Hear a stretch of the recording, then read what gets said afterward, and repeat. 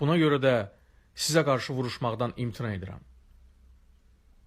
Digər 30 və ya 40 nəfər də beləliklə İmam Hüseyin radiyallahu anhunun ordusuna qoşulur. Onların da başında Hurr ibn Yezid ət-Təmimi olur.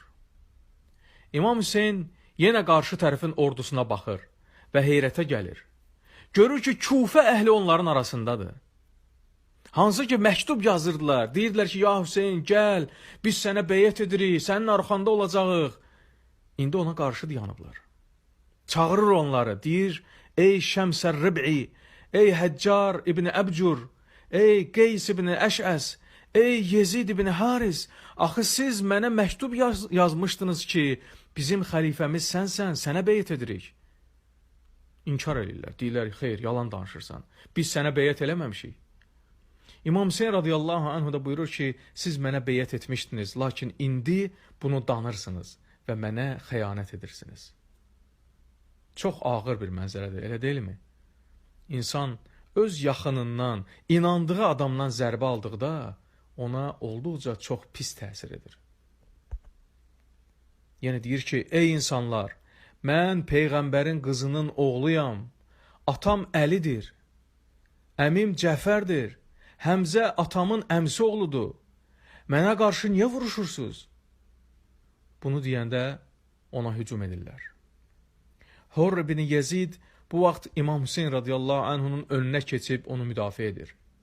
Qarşı tərəfdən 2 nəfəri öldürdükdən sonra şəhid olur. İmam Əli ibn Hüseyin radiyallahu anhuya nizə atılır və yaralanıb yerə yıxılır. Aparırlar çadıra. İmam Hüseyin radiyallahu anhuya çox pis təsir edir bu. Gözünün qabağında oğlunu yaralayırlar. Gəlib onun üzünü silir. Sonra ox və nizələr atırlar və gəlib körpələrdən birinə dəyir və uşaq ölür. Əbu Bakr ibn Əli və başqaları Əli ibn Hüseyni əhatəyə alıb onu müdafiə edirlər. Onlar da təslim olmur, mübarizəyə davam edirlər. Səhər başlayan döyüş günortaya qədər davam edir. Əhl-i Beytdən olan mübarək insanlar bir-bir şəhid olurlar. İmam Həsənin oğlu Qasim ibn Həsəni 50 nəfər əhatəyə alır və o vuruşaraq qəhrəmancasına şəhid olur. Sonra Zur'a ibn Şureyk ət-Təmimi adlı birisi gəlib İmam Hüseyin radiyallahu anhunu sol çiynindən vurur.